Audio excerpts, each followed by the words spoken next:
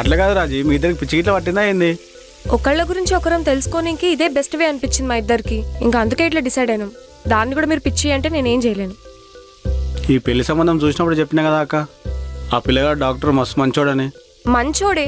ఇప్పుడు నేనేం కాదన్నానా? లేదు కదా. ఈ రివర్స్ మార్క్ ఏం తక్కువ లేదు. అయినా చెప్తే వింటరా మీరు? ఇప్పుడు కూడా ఏందో ఒకరు పని చేస్తే ఇంకొకరు పోయి చాలా దగ్గర పరిశీలించి విశ్లేషించి అర్థం చేసుకుని ఆ తర్వాత పెళ్లి చేసుకుంటారంట. ఇలా పంచాయతీలు ఏందో నాకు అర్థమైతలేదు. అయినా నీకు చెప్పినా అర్థం కాదులే మామయ్య, వదిలేసి. అమ్మా, థియేటర్కి లేట్ అవుతుంది, పోయి వస్తా. సరే గాని టైంకి తినేసేయి, జాగ్రత్త. సరే బాయ్. రే, చేసుడు అయిపోయినాక ఒకటేసారి కూర్చొని మంచిగా తినొచ్చు కదా. ఇప్పుడు నేను ఇట్లా వేడివేడిగా తింటే నీకేమన్నా అవుతున్నావే? చూసినావా, అట్లా ఆగమాగంలో తింటే ఇట్లనే సరం పడుతుంది. నువ్వు చేసినవన్నీ నేను తింటున్నాను, నువ్వే ఇగో తింటున్నట్టు. నీళ్ళు తాగు. కావాలంటే మొత్తం వేసుకోరా. వద్దులే. ఏంటి ఇంతకుముందు చెప్తుంటే ఉష్ అని చెప్పి ఆపావు? అంటే ఇది ప్రాక్టీస్ డే కదా, అవును. పర్ఫార్మింగ్ డే కాదు కదా. అయితే అయితే అంటావేంటి? మా డైరెక్టర్ సార్కి ప్రాక్టీస్ చేసేటప్పుడు ఎవరైనా చప్పట్లు కొడితే అస్సలు నచ్చదు. అదేంటి? అంటే ప్రాక్టీస్ చేసేటప్పుడు వచ్చే చప్పట్ల కంటే రేపు థియేటర్లో చేసే పర్ఫార్మెన్స్కి వచ్చే చప్పట్లు ఉంటాయి కదా, అదే ఆయనకి ఇష్టం. ఎందుకంటే ప్రాక్టీస్ చేసేటప్పుడు వినిపించే చప్పట్లు ఎంత కాన్ఫిడెంట్గా ఉన్న ఆర్టిస్ట్ అయినా ఓవర్ కాన్ఫిడెంట్ చేసేస్తాయి. అదే థియేటర్లో వినిపించే చప్పట్లో ఒక నిజం ఉంటుంది. సో అది మాలాంటి ఆర్టిస్టులకి నిజాయితీగా ఉండడం నేర్పిస్తుంది.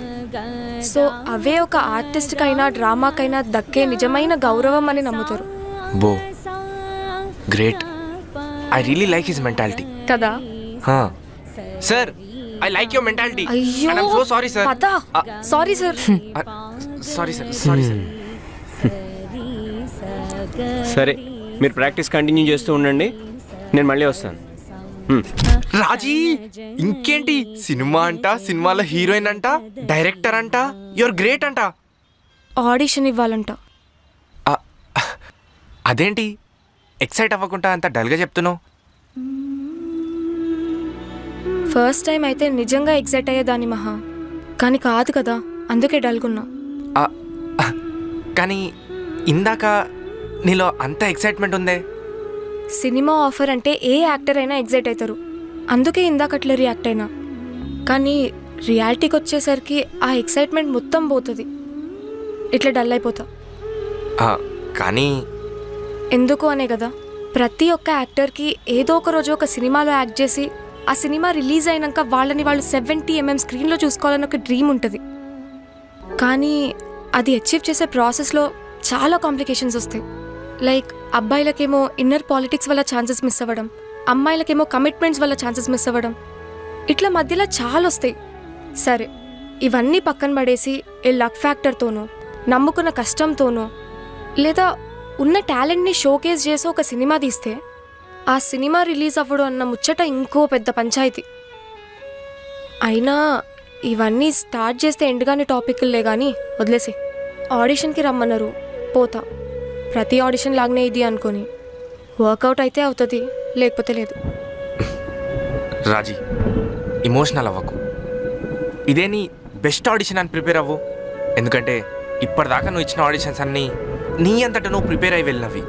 కానీ ఇది అలా కాదు కదా, ఆఫరే దానంతటా అది నడుచుకుంటూ నీ దగ్గరకు వచ్చింది. సో ఇదే నీ బెస్ట్ ఆడిషన్ అని ప్రిపేర్ అవ్వు, అయిపోద్ది. యాక్టింగ్ గురించి చెప్పుడు ఈజీ, చేసుడు కష్టం, అర్థమవుతుందా? నువ్వెప్పుడు వచ్చావు? 1 hour అవుతుంది. అవునా? మరి ఎందుకని లేపలేదు? ఏమో, అట్లనే నేను చూసుకుంటుండిపోయినా. ఇంతలా ఆంటీ వచ్చింది, మళ్ళా నువ్వు డీప్ స్లీప్లు ఉండే, ఇంకా లేపాలనిపించలే. అయినా నువ్వేంటి చెప్పా చేయకుండా ఇంటికి వచ్చేసావు? మా అత్త ఇల్లు, రేపు పెళ్ళాక నా ఇల్లు కూడా. చెప్పి రావాలనా నా ఇంటికి నేను? అలా అని కాదు, మళ్ళా ఓ కాల్ అన్నా చేయాల్సింది కదా. చేసా, కానీ సార్ పందిలా పడుకున్నారు కదా, అందుకే డైరెక్ట్గా వచ్చేసా. హే, ఇందాకేగా క్యూట్గా ఉన్నా అన్నావు. ఓ, వినబడ్డదా?